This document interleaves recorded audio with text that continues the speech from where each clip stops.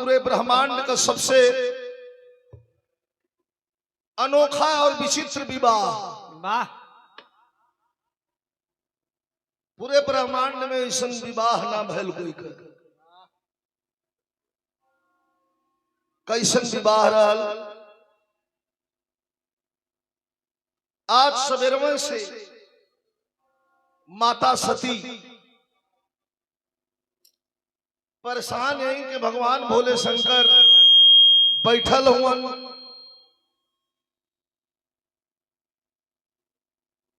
और इनकर मुद्रा जौन बात तपस्या ध्यान मग्न हो। वाह अगर ये आंख खोल देता तो इससे पूछ ले हमारे पिता राजा दक्ष की हनि यज्ञ का कार्यक्रम हो था वहां चल जा सबके न्योता बा तो हमानो चल जा। बड़ा देरी के बाद भोलेनाथ के आंख खुलल। माता सती बड़ा उत्सुकता से पूछलिन कि हे नाथ आपका आदेश हो तो चल जात। हमारे बाबू बड़ा बृहद यज्ञ करवाओ तुम। वाह यज्ञ भोलेनाथ कहलन पूछलन सती से कि न्योता है कल करे जब हमारे बाबू है कि हम होता तो में न्योता का बात है। कहला नहीं बात है वैसे हम रोज जाई लेकिन जहिया कोनो विशेष कार्यक्रम हो वो दिन उनके निमंत्रण पत्र का इंतजार तो हम करेंगे न पड़ी। वाह सती जी नाराज होवे लगली कि हमारे माई बाबू के कर मतलब कि गैर समझत हुए आप। कहला तो आप तरीका सोचे का गलत था हम ना जा सके अपमान हो जाई हमारा। उनका मन रहत बुलावे का तो हम कार्ड देतन न्योता देतन निमंत्रण देतन। जब ना कुछ आयल तो सती जी कहनी तो ना जाइबा तो हम जाई। हाँ तोहर माई बाबू हुवन तो के जाए के चाहिए जा। गुस्सा में सती जी पिताजी पर भी गुस्सा में है और भगवान भोले शंकर पर भी नाराज है। रास्ता में चले जाते हैं भुनभुनात जाते हैं।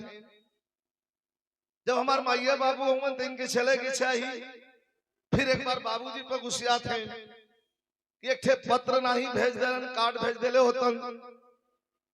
वहां जब पहुंचली तब विष्णु जी बैठल होन ब्रह्मा जी बैठल होन सातों सप्तऋषि बैठल होन।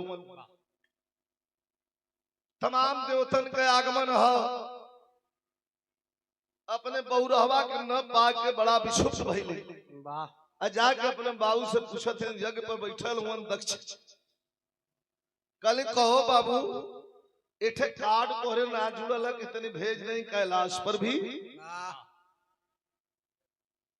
राजा दक्ष कहला पगला आयल नान हा।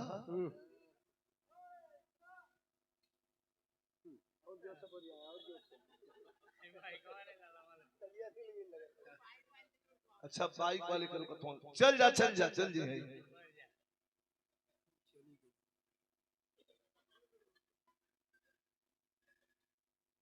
कहो बाबू जी थे कार्ड तोहरे ना अटल। वाह राजा दक्ष कहला पगला आयल नान हा। लाल लाल आंख हो गए लिखा मरद चाहे भला हो बुरा हो जैसा भी हो भला है बुरा है जैसा भी है मेरा पति मेरा देवता है। वाह पगला कहे कि तुम्हारी हिम्मत कैसे पड़ल। कल सही कहली चाटे पांठे भूत प्रेत लेके आवत में छोड़ दे जगिए नाश कर दे।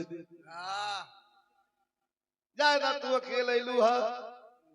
बढ़िया के एकदम लाल लाल आंख कह के सती जी कहले कि हमार अपमान कैले होता सह ले होई। हमरे मालिक का अपमान कर देला तो तुहार जग हम विध्वंस करब। डांट के दक्ष राजा कहन कि हट जाए यहाँ से तू का विध्वंस करबू। तुरंत वही ध्यान मुद्रा में बैठ के अग्नि देव के आवाहन कर देहलिन। धार धार धार धार सती जरे लगली। लाख प्रयास के बाद भी केहू नहीं रोक पौलस। सब भगे लगल राजा दक्ष को दोषी बना के जे बिटिया दामाद के ना भइला तो हम लोग का होबा वाह और ई दक्ष वाह ई जग पूरा ना हुई। भगवान बोले शंकर के पता लगल, तुरंत लाल हो गई। वीरभद्र और भद्रकाली के अपने जटा उखाड़ के एक जटा से प्रकट कैलन, अब भेज दिलन। भारी संहार हुआ, वाह दक्ष के मूड़ी काट के और हवन कुंड में डाल के वीरभद्र एक पैर से दबा दिलन। वाह चूंकि ये सृष्टि के संचार के लिए, रक्षा के लिए वो जग का होना बड़ा जरूरी है। तो हमारा पुराण बताता है कि बकरा का मूड़ी काट के दक्ष के मूड़ी पर बाद में लगा के जगिया पूरा करवावल गई। यार भोलेनाथ बैठ के वर्षों वर्षों तक तपस्या करत हों माता सती के वियोग में। अयर माता सती का जन्म कहाँ भयल? हिमाचल प्रदेश में, हिमाचल राजा के घर। धीरे धीरे सयान भइले, बचपन से भोलेनाथ का पूजा शुरू कैले हैं। जब 16 बसंत पार कैले तो हर पिता अपने पुत्री के शादी करे के बदे चिंतित होला। घर भर का तलाश करे लगलन। नारद जी से मुलाकात भइल, दुख बतौलन के बेटी के बदे घर भर का तलाश करत है, मिलत नहीं बा। आप कोनो युक्ति लगावल जा, कहां का नाम है, कहां पार्वती, कहां पार्वती। नारद जी कहला पार्वती, कहला अरे यार तो लइका पर्वत पर लइको था। पार्वती पर्वत, पर्वत पर लइका अगुवाई कर दे। पैर धले हिमाचल राजा रे, सरकार बड़ी कृपा हुई। कहा देरी मत करा, आगे आगे नारद जी, पीछे पीछे हिमाचल राजा। अजब ढाकत फानत पहाड़ी चढ़े लगलन। हिम्मत छूट गई हिमाचल राजा, कहला ए भैया लड़का के घरे जाए के डहर ऐसा नहीं हो। वाह लड़का कैसन लौटावा हम करे तू सला। हम जान ले चलते साक्षात परम पिता परमेश्वर हूँ, तीनों लोक का मालिक हूँ। और वहां जब पहुंचना कैलाश पर्वत के प्रांगण में सुमन ध्यान दिया। 100 से पार 100 बरस से ऊपर के भेष में भोलेनाथ आंख बंद करके बैठल हूँ, भभूत बतले खाली लंगोटी पहले हूँ। जाके नारद जी खड़ा भइल, सांस लेना। कल यहाँ कैसन सांस ले थोड़ा ही लइकवा का राजा हूँ का। कहला नारद जी कहले नहीं चिंता मत करा, दुल्हाई है। छटक के हाथ खड़ा भइल, कहला रे मदवा बेटी हमारे भाई 16 बसंत पार कैलस, इलिया के 100 बरस का बुढ़ा दिखावत हुआ, ई मगबदरिया ठेली के में हिल जाई। वाह कहले रे तो ना बुझत हुआ, त्रिलोकी नाथ हो कहां, अठलोकी नाथ हो कहां। तब जाके काने में कहलन नारद जी कि प्रभु बियाहवा करबा। वाह का मर्दवा कहिए से जो थई लियाल हुआ, कहा तिल कहरू कहले तो बढ़िया रूप बनावा, ऐ खखड़मल का रूप बनौले बा के तोह पसंद करी। वाह चट दे खड़ा भइलन, चुटकी बजौलन, रूप बदल गल। काश ऐसा होता यार कि मैं भी चुटकी बजाता और जो चाहता हो जाता। चुटकी बजाते हो साथ में माछी बना दो। चुटकी बजौलन, रूप बदल गया। चुटकी बजौलन खाना, चुटकी बजौलन पानी, चुटकी खाली बजावा धड़ाधड़ कुल हाजिर। हिमाचल राजा नारद जी को घोड़ धराना, कहना भैया बियाह फेल न होखा, ऐसे बढ़िया लड़का दुनिया में न मिली। अरे मर्दवा लड़की के कोनो कष्ट न होई, जमन चाहिए चुटकी बाजी। वाह एकदम बियाह हो। लगन पत्रिका रख के नारद जी जात जात चेतौल टाइम से ही हा नहीं ताई चुटकिया हमार खरवैया अगुआ का बड़ा दुर्दशा होखा। दुर्दशा पहलवा 10-20 साल पहले जा पिटात पिटात अगुआ बचे। अगुइयो करन, धर्म का कामो करन। एक ठो चुपका लड़की वाला मारत, एक ठो चुपका लड़का वाला मारत। दोनों ओर से हर से ठेला हर जा, हर से ठेला हर जा। लेकिन बड़ा करेजा वाला रहे हुआ है पार कर पावे सुनो और सुने गलियो सुने लेकिन ठेल के पार कर वाह समय आ गई सजा लगना नारद जी तो बारात में खे हो के गोजर बिच्छू बिस्खो पड़ा कीड़ा तो कई किस्म का चुरैन भूत प्रेत डाइन खोल दलन झोरा वही में बिहाने से हालत हुआ कुल आय अपने वही 100 बरस वाले भेष में भुला गल हूं हां जो के हो बहुत कोतले हुए जौन हो तो मृगशाला लपेटले तो मृगशाला खाली ना आके दे वाह जब बैठा लगला बुढ़वा बल नंदी महाराज से तकला कहला नंदी महाराज कहां हां कहां देखा दुल्हा मत लगत का तोरे मत केहू हो वाह तो ना दरावत हो आज की रूपवा तो 100 साल का हो लेकिन चललन कैसे मास्टर इठे फिल्म भोजपुरी का आई लाल फिल्म का नाम रहल भैया तू वही में कई गीत बा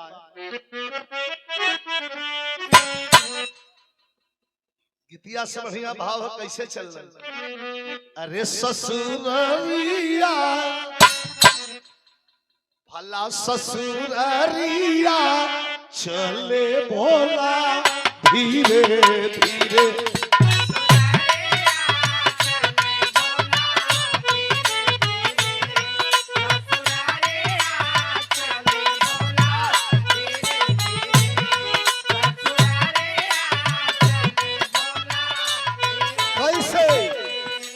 ससुररिया भला ससुररिया चले भोला धीरे धीरे की बन के दूल्हा चले भोला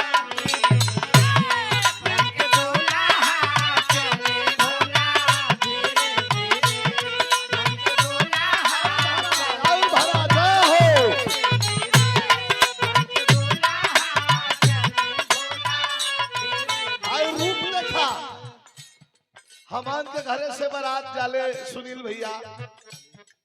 तनी आजकल का मेकअप फुल मेकअप हो आजकल के दुल्हा के सजावट की सजावट देखा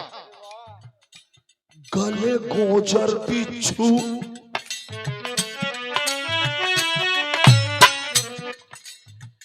गले गोजर बिच्छू नाग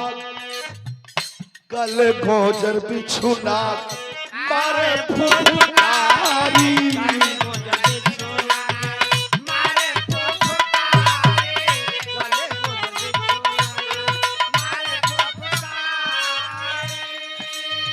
ही बूढ़ावा बैल पर चलल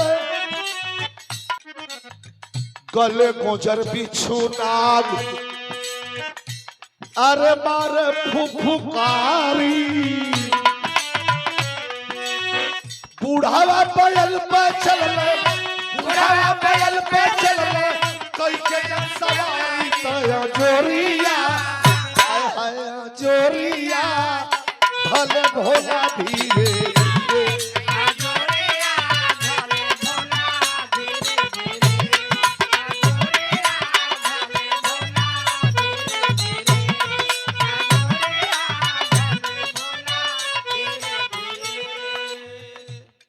बैल पर सवार होके पहुंचल रस्तवे में 11 बजे था गौआ के गोइले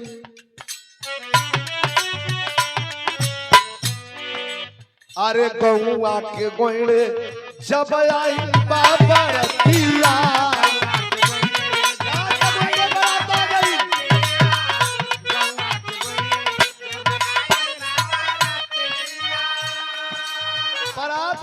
गोइले आ गई आइबो कैलन पहुंचलन 12 बजे गौवा के गोइले जब अरे आइल बरतिया पेड़वा के छाया बैठे अरे राजा थुवन हवेलिया चौराहा इतना दूर पर घर यहाँ सारनाथ चौराहे इतना दूर पर एक पेड़ हो पेड़ के नीचे बैठ गए सिवान में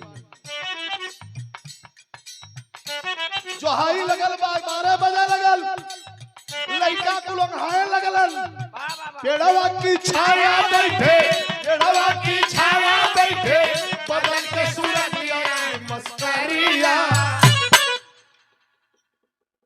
मेहरारू कुल जो हथे जो न आवे नारद जी से पूछे अरे मर्दवा तू कैसा न हुआ नारद जी ध्यान मग्न भइल न कहा सरकार कहाँ हुआ बात होवे लगल कहा आ गल है कहा हम पिटा जब दबई बात दुरवा कुल ठुल की आवत हम धीरे धीरे मार दिया कुल जल्दी आवा पहले आप लोग जनता में लइका या मेहरारू बारात देखा के बड़ा चोट करे पहले पहले के बातें कुछ आउ द्वार पूजा लगत गीतिया गवाए लगल लमवे से पता लग जाए कि द्वार पूजा लगल है अब तो डीजे है वाह जे जिंदगी में ना नचले हो एक बियर लेके हो अपन ऐसे नाचत ना बा हमारे यहाँ सगड़ू सरदार हूँ कितना मोट हूँ उनके भतीजा के बिहार लोग 2-3 बियर उनके पियोरों कहना रजा नचबा ना तो तोहरे लड़कवा में कैसे सब नाची तो नगाड़ा बजल गल तो नाचत ना हो शरीर ज्यादा गढ़ू रहल तू खाली इतना खर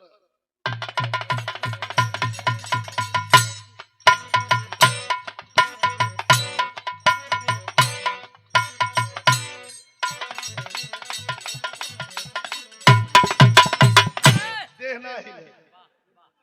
लेकिन हाथ से पूरा काम कर गई ऐसे नाचे के रही तो हम 4-5 दिन नाचत रह तो फर्क न पड़े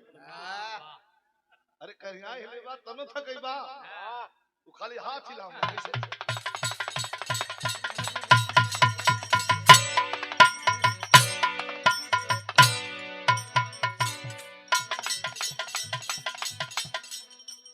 अबे वाह सरदार वाह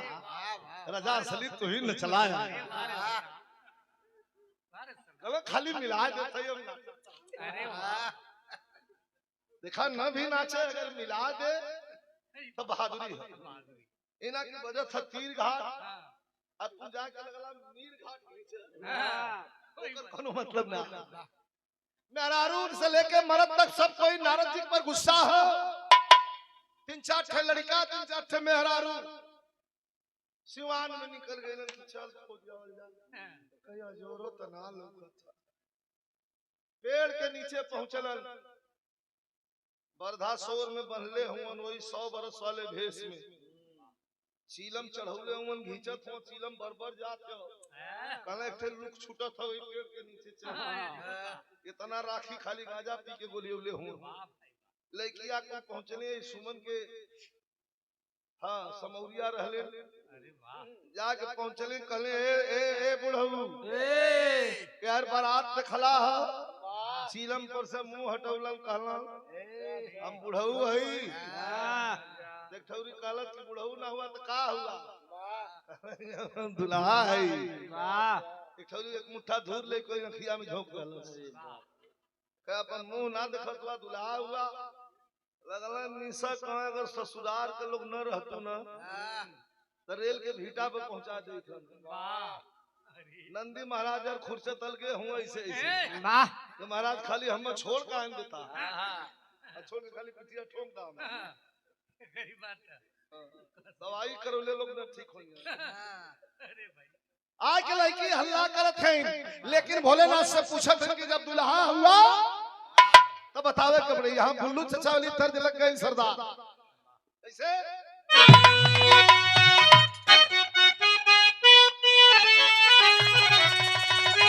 बहुत बढ़िया गाँव है कि आशा भी सवार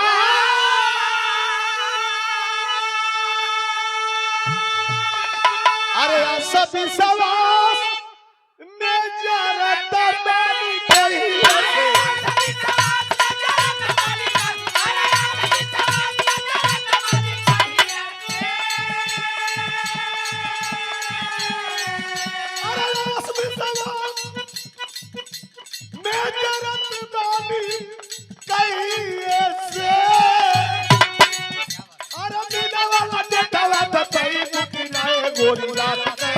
गोरी रात के गोरी रात के सिवनवा में आई दुखिया गोरी रात के सिवनवा में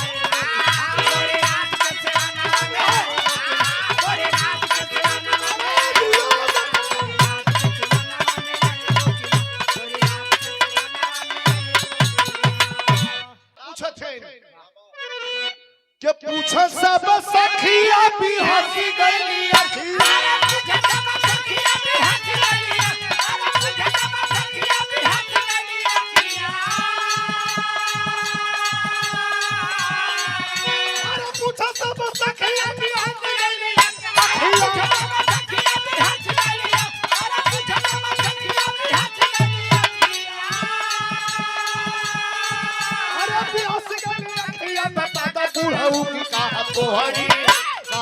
तोहरी अरे कहा तोहरी बरतिया दिखाता बुढ़ऊ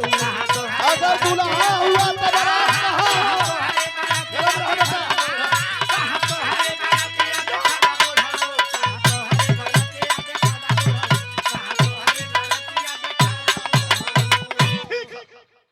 ठीक है तू दुल्हा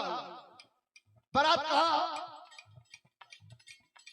नाम बोलो बारात यही जो है वो कहाँ है कहला भोलेनाथ झोला में ये झोला में बारात शिवदानी बतलाए ये झोला में बजनिया कहार बरतिया कहाँ पूछा मत सब आइटम यही में हैं तो दिखावा तो अगर दिखाई तो हमारे दोस्त मत दिया हमारे बरतिया दूसरे डिजाइन का हुआ कौन डिजाइन का हुआ कलर 58 डिजाइन वाह बाबा झोला में बारात शिवदानी बतलाए नाम बतला पारी पारी झोला से भूतावा खुदाए घोड़ा का मुंह खोल रहला आ खोल के काला नंबर 1 एक इतना बड़ा गिरल लगल बड़ है ये सुमन लगल फूल सब में बढ़ के बड़ियार हो गए जब मुहे कोई तकलीन तो पर मुंह गर्दन है ना खाली अथवा है ये लोग का हालत कहा जो दुल्हा देखा गई भगही में केतन का दांत लग गई अरे भगही में केतन का दांत लग गई अरे भगही में केतन का दांत लग गई अरे भगही में केतन का दांत लग गई अरे कल्ला का कनवा बचला बुढ़ऊ की कहा तो कौनो आधी डहरी गिर के बेहोश कौनो के अंगना में बेना चलत हो भूत करके फिर एक ठोला यार नारद जी का धैल से चुरकी अब पकड़ के दूध फेरा घुमौलस नारद जी कहला हां गर्दन टूट जाई चुरकी बचा दा कहला चार मारत हुई था परा कबार ले तोहार चुरकी है करे तोरे लुच्चा लाजा त लेकिया डेरा गई नारद जी कहला तो जाए के वहां आदमी के तो ले ये लोग का चुकवासल चल गेली कैसो झाड़ फूक भयल उठ के सुतैली 5 लड़किन के पीछे से लोग ताकत के दुआरी में से हल्ला हो गल कि भूत आल हो बारात में छोट लड़का उठा के कोठली में डाल गई नीचे जो पिहान है जोने में से अनाज निकलला ओई में सरोवत हो माई रे निकाल ले गर्मी होते कह तो गलो वही में रहा भूत आल हो लोग कहा के खाए जी हम का कर ओई में लड़का चिल्लात मारा जल गए मेहरारू कुल भीतर से गीत गावत है आधा कलहा में आधा भीतर रह जा लेकिन गीत शुरू है मास्टर के करी बांसिया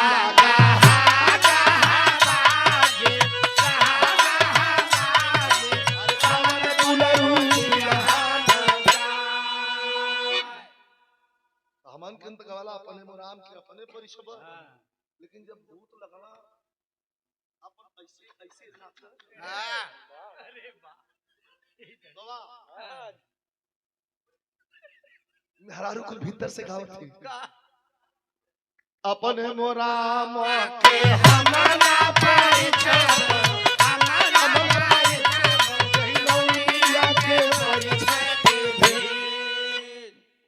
नौनिया खोजाए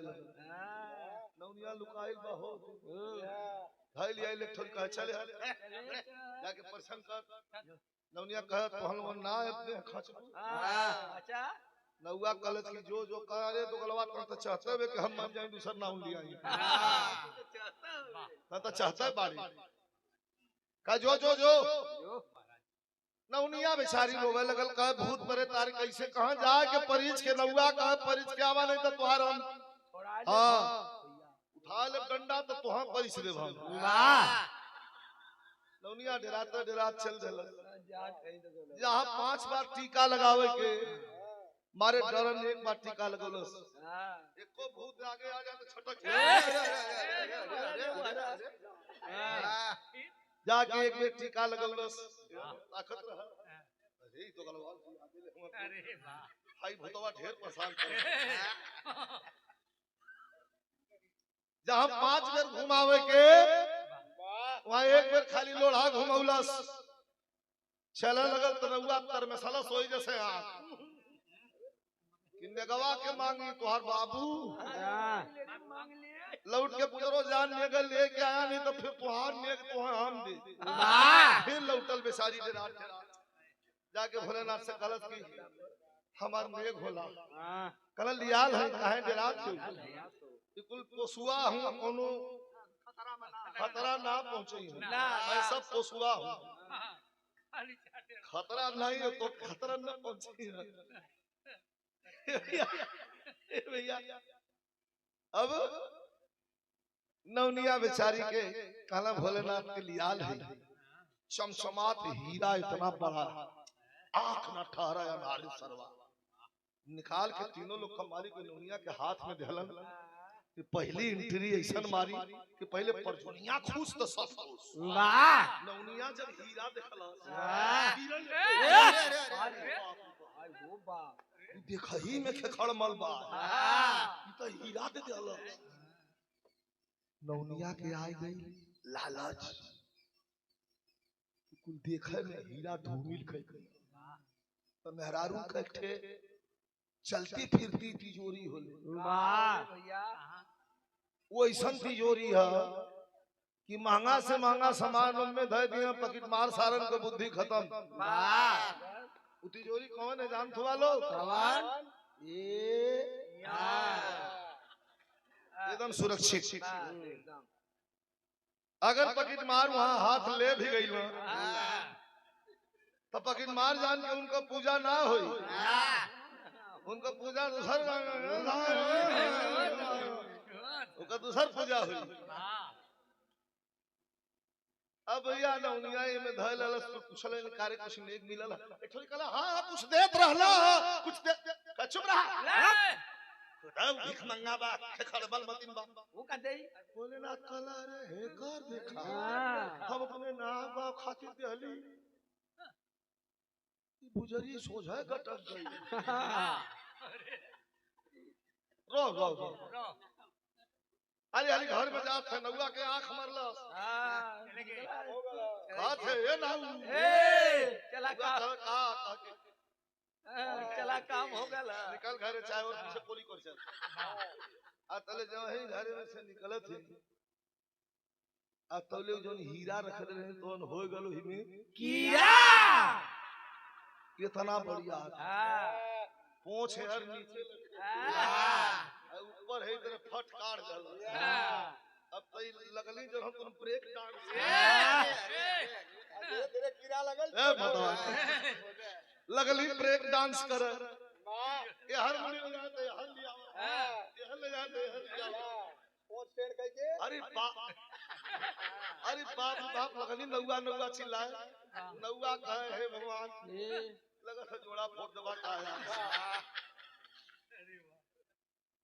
महीना मतारी देखली कहली अरे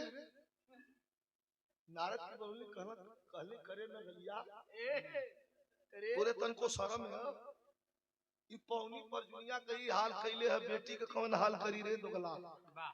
बियाह कैंसिल जाके बोल नारद जी कहला जाके भोलेनाथ से कि बस इतना सुने के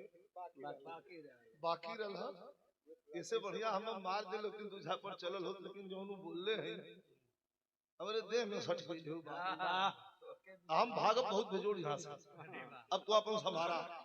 कहला रे यार का बात है का महीना मतारी का कहत है कि हमरे कि तमाशा द्वार पूजा पर भयल हाँ तमाशा द्वार पूजा पर भयन शिशकल शिशकल लगी भावना मैना की अभिलाष तमाशा द्वार पूजा पर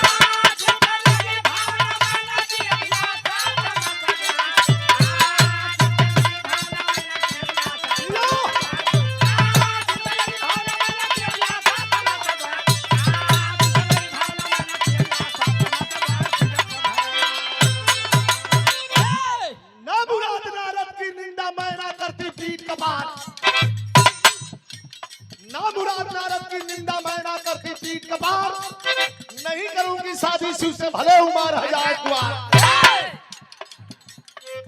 नागम तनिक विचार कियाई अगुए भड़ुआ पाय गवार अनठठ भास जाए दुल्हा में डूबल आज हमारा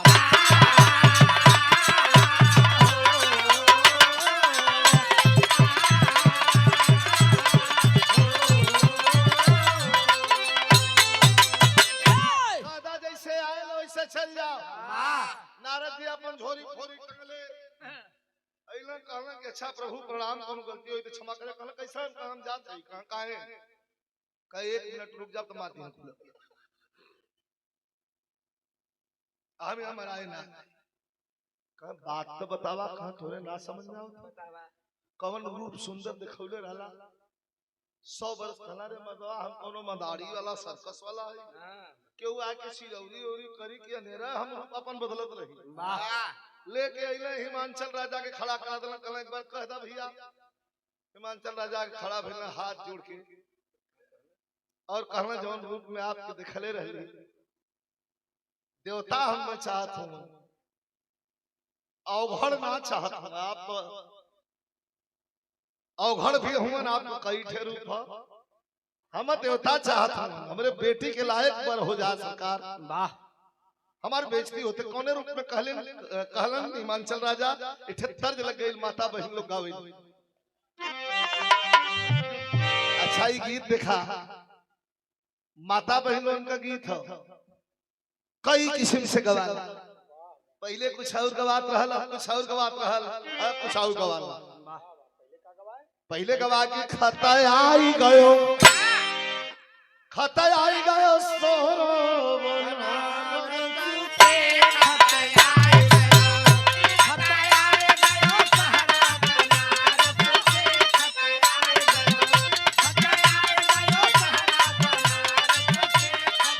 पहले माता बहन लोग गाँव खत लिखला कि ना लिखावेला कि ना बरतिया बड़ा प्रेम से खाना खाए एक आठे बदमा सवार रहत दोनों हर दौड़ के बैठा मेरा रुअन के वो सुनावा के रे हां फलानो आल हूं इनके मत बोली हाथ ले उन्हों को गाड़ी शुरू हो जाए खाता लिखला कि ना लिखावेला कि ना जंघा जोड़ला कि ना जोड़ावेला कि ना अब बहिन के चला कि ना के चलावेला कि ना हाउ तो वाला कि ना ओ आवेला खाता खूब खबर दिया मार खा बढ़ा दे गीत बड़ा निक निक गावत थे लोग में लाइन भी मारत है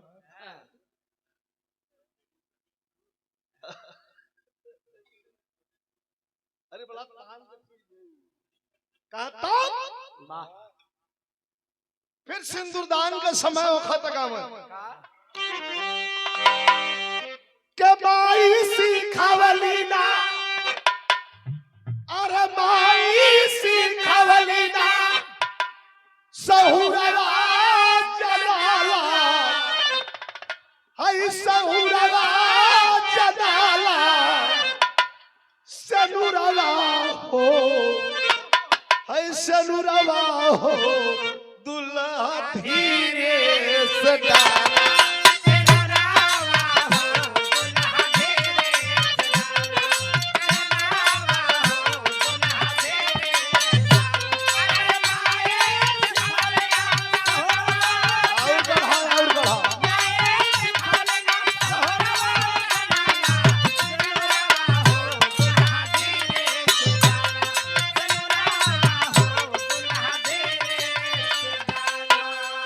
आजकल राजा हाथ जोड़ लेलन सरकार सभावा में डूबल जाने सभावा में डूबल सभावा में डूबल जले हमारी पगड़िया सभावा में डूबल जले हमारी पगड़िया सभावा में डूबल जले हमारी पगड़िया पगड़िया हो नाथ हमारी उठाला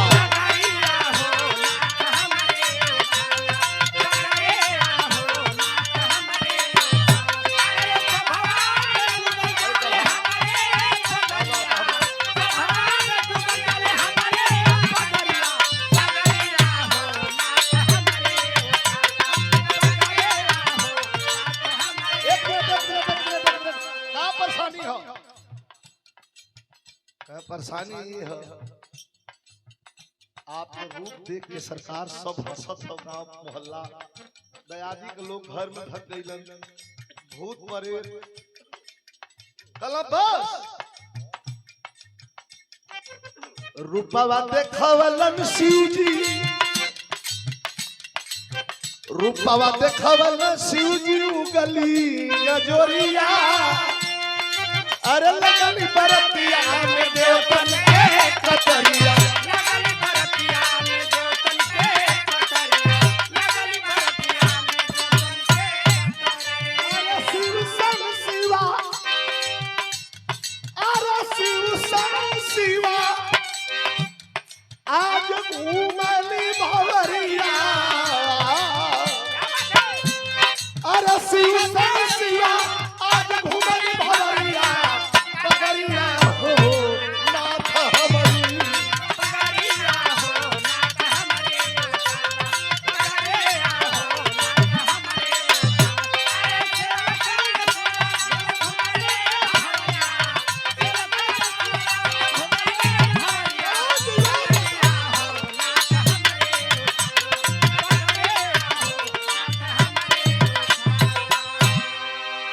जब ही निवेदन कइलन खाली ए तरह छुटकी बजौलन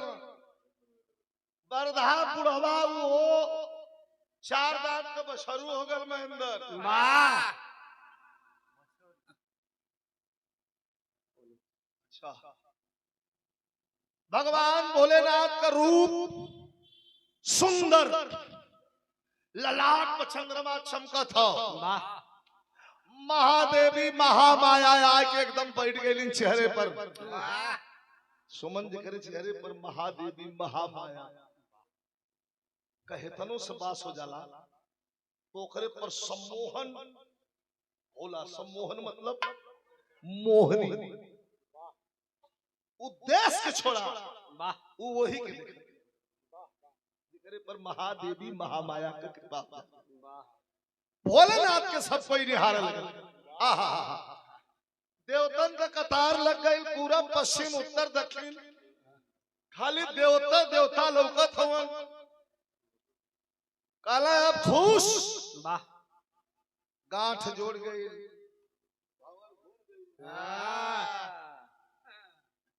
कब भैया विदाई हो गई ले जा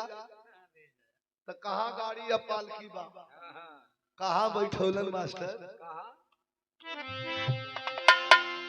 अरे ओढ़ के बैठी भाला ओढ़ के बैठी वही बैला पर चदरिया गिरिजा महारानी अरे ओढ़ के बैठी वही बैला पर चदरिया गिरिजा महारानी आयली अपने प्रीतम के बखरिया गिरिजा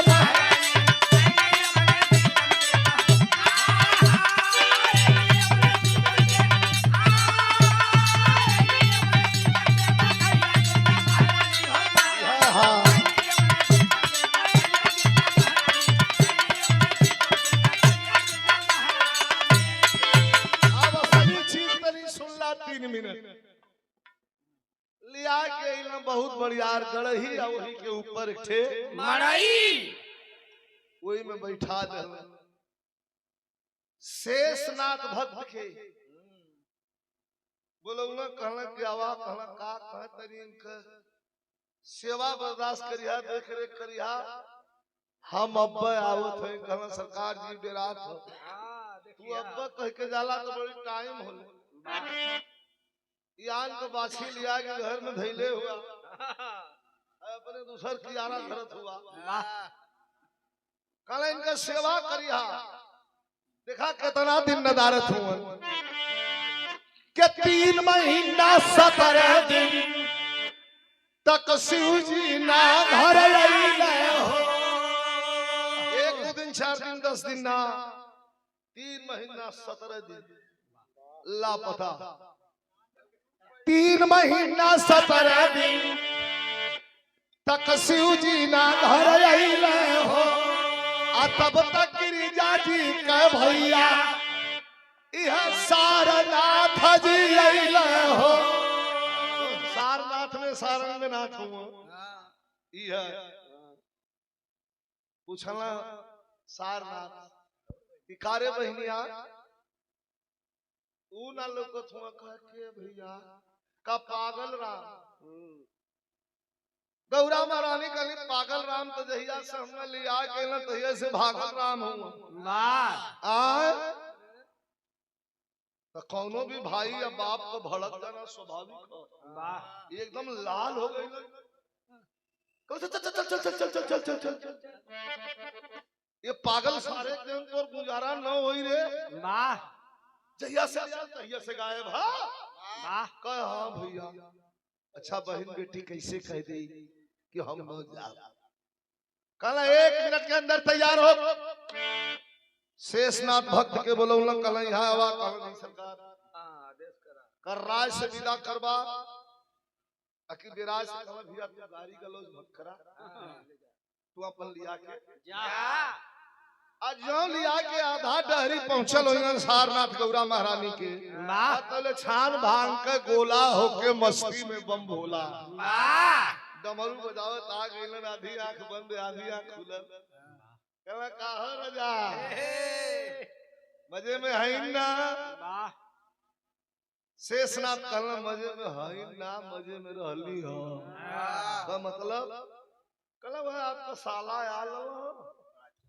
बहुत गाड़ी गुप्ता देलो हम जन करियो ठीक कइलो आपके बड़ा जदबद बोल बड़ा कहला अरे का कहला सा आइया कहला कह दिया वो पागल सारे के कि लौकी मत दे तो कर मुद्दा काटी भोलेनाथ तकला नंदी महाराज कोरी कहला महाराज महाराज तकला कस के दल कहला महाराज आदेश अब जान का जोर थकल ना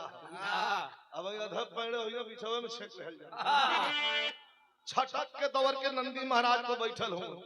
क्रोध में एकदम लाल हूं त कभी कहतवन कि शीशक का लाचार जैसे बिना रे चकोरवा भैया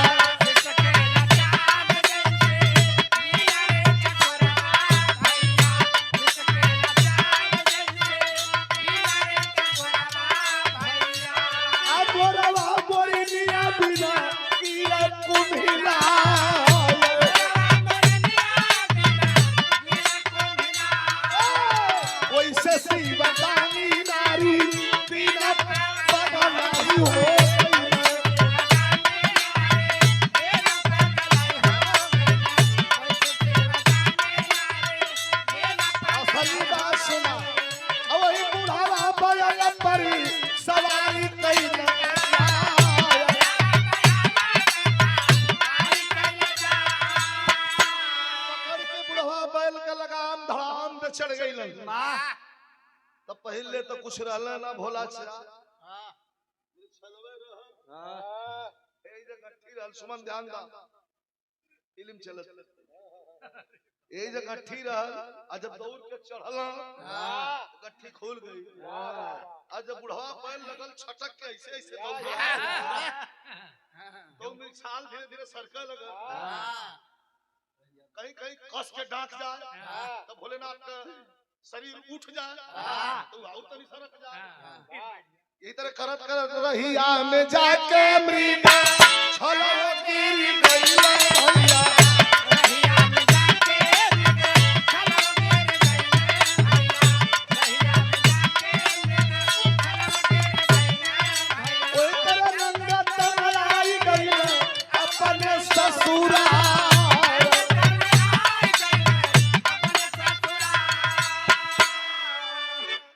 छाला जन पहले रहन महेंद्र भाई भोज गिर गए। इते आगे के झोंक में हुआ गुस्सा में हुआ बुढ़ा बैल का छलकी अपन पीटत हुआ महाराज भगा भगब सांप के हवा से बात करत नंदी महाराज सारनाथ पार्वती माता के लिया के घरवा में हलत हुआ और तो ले आए के दुआरी पर लेके बरधा खड़ा हो गई। अब ही इनके पता ना है कि मृगशाला गिर गल। जब उतरा लगल तो मृगशालवा रहते इतने पर रोक दे और जब उतरा लगल तो धक से टांग खुल गई। अच्छा ही हुआ कम से कम इन्हें आभास हो जाए कि गुजारा हो ही ना डमरू दुबेर बजौला डिम डिम डिम डिम डिम डिम डिम डिम दराक दराक जब दुबेर खइलन आदमी जान गइल धाड़ धाड़ कवाड़ी चल हल्ला गांव में कि बियाहवा में तो कुछ पहिले रहे सनक गल है मेरी एकदम सूत्र याद है कुछ ना पहिले है आगे आगे थोड़ा उतर के वही नीचे लगल है खांचे कान खांचे लगल है कहला सारना बाहर निकला पानी पियत रहा कुछ मुंह में डाल के कहला बहनिया कोनो पागल चिल्ला था बहरवा भीख उख दे दे। गौरा महारानी खिड़की खोली दरवाजा ना खिड़की खोल के ऐसे तकलीन इनकर जब विभत्स स्वरूप देखलीन धड़ाक बंद कर देली आके बैठ गई कहली कि अब भैया हम पनिया पियत है ना होता तू ही देखला।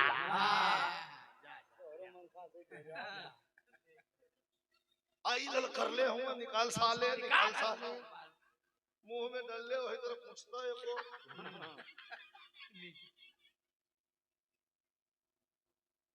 निकल गई ना खोल के अब वही ताकत ना हो सुमन दिखा निकलना खोल के दरवाजा ऊपर ना ताकत हो नीचे में कहले ना कवन हां करीब पहुंचल तो मुड़ी ऊपर उठौला देखला भोलेनाथ के जब वही जैसे पीछे हाइसे हट के जोड़ भगला जाके दरवाजा बंद करके हाफा लगला कहला करे बहनिया उहा है कि वही डिजाइन को दूसर पागल हरी पार्वती माता कहली कि भैया वह हुआ ये समय बहुत क्रोधित हुआ कहला अच्छा अच्छा ढेर क्रोधित होला तो करधनियो तोड़ के फेंक देला का धनिया ना भैया में पानी के पटक दिए ललखरले हुआ का निकाल हाथ जोड़े लगला सारनाथ कहला बहनिया बचल खुचल जौन रहल पूरे ले पर भोलेनाथ गुस्सा में हुआ नंदी महाराज का इशारा कहला कहा कुछ कहा करिश्मा कुछ दिखावा कुछ ना सुधल तक खा कहलन मास्टर तले जटवा ऊपर पट के धरती के ऊपर ए भैया जटवा ऊपर पट के धरती के ऊपर तले अग्नि का ज्वाला भइल तैया तले अग्नि का ज्वाला भइल तैया अरे 107 लिंग का तब हो गए रचना ए भैया 107 लिंग का तब हो गए रचना अरे 107 भगवान का कहली तैया है जटा उपार के एक धरती पर फेंक देलन धरती के गोद से अग्नि की ज्वाला प्रस्फुटित हुई अब वही से 107 लिंग की उत्पत्ति हो गई, शिवलिंग। चिल्लाए लगना सारना, ले जा उठा के चिट्टा में। चिट्टा में हाँ का होई मंडी धरा दे। अच्छा अब मंडी में इहो भी काय लगल। अरे वो समझ लौकी है। हे भगवान निगार रबड़ के आप देखिए आप प्रभु, अरे बस ना चलत है आदमी अपन बेच घर में। ए भैया 107 शिवलिंग की उत्पत्ति हो गई। लगल है सारनाथ घिघियाए, कहना बहनिया अब हम न जा बहरे, हम न जा बहरे, न जातो हूँ अब हम न जा बहरे, हमारे मारे लाज लगत है, हम न जा बहरे। गौरा महारानी खोल देनी खिड़की, स्मरण कैली, स्मरण करके ओम नमः शिवाय का जब जाप करके 107 भग की तैयारी कर देली। वह धरती पर प्रसार भय लेकर बिरहा अलग होले। पिताजी हमारे गावत में हो, ज्योति निर्विकार में उमा के संग त्रिशूल सो गया, 1100 फूल हो गया। पूरे दुनिया में कुछ देवता ग्रामीण होलन पहलवान, कुछ देवता ब्लॉक स्तर का होलन, कुछ जिला स्तर का होलन, कुछ प्रदेश स्तर का होलन, कुछ देश स्तर का होलन, लेकिन भोलेनाथ अंतरराष्ट्रीय देवता हो। हर जगह पूरे दुनिया में वह जो बनौले रहना वही में लिंगवा नेपाल में गिरल, पशुपतनाथ काठमांडू में लिंगन के प्रसार भय। क्यों अपना बहन बेटी के बरियाई से नहीं निकाला ला पकड़ के ये गट्टा और निकाल के इधर दिखा उघारे हुआ भोलेनाथ ये सीन दिखा उघारे हुआ निकल साले कैले हुए अहे इधरे आंख बंद कैले अब पार्वती के कलाई धेर कलिया के एकदम भोलेनाथ को कलर ला लिया के जा कला खिया खला खला दर्शन कला खला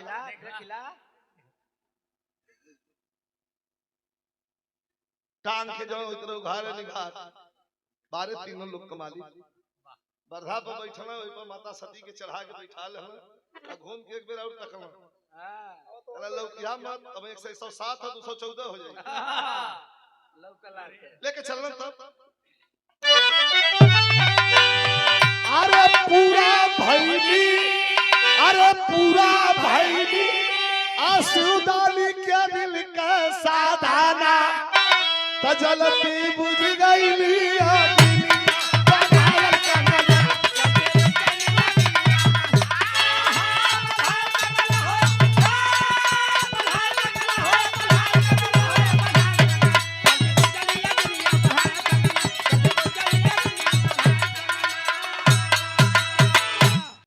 आगे चल चला अच्छा चले शिवादानी महारानी के लिए आके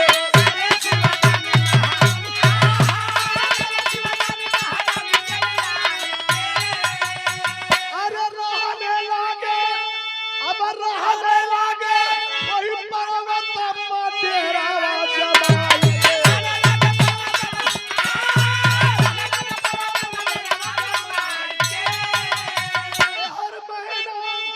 हर महीना मतारी कर रंगायल याना चलती बुझ गई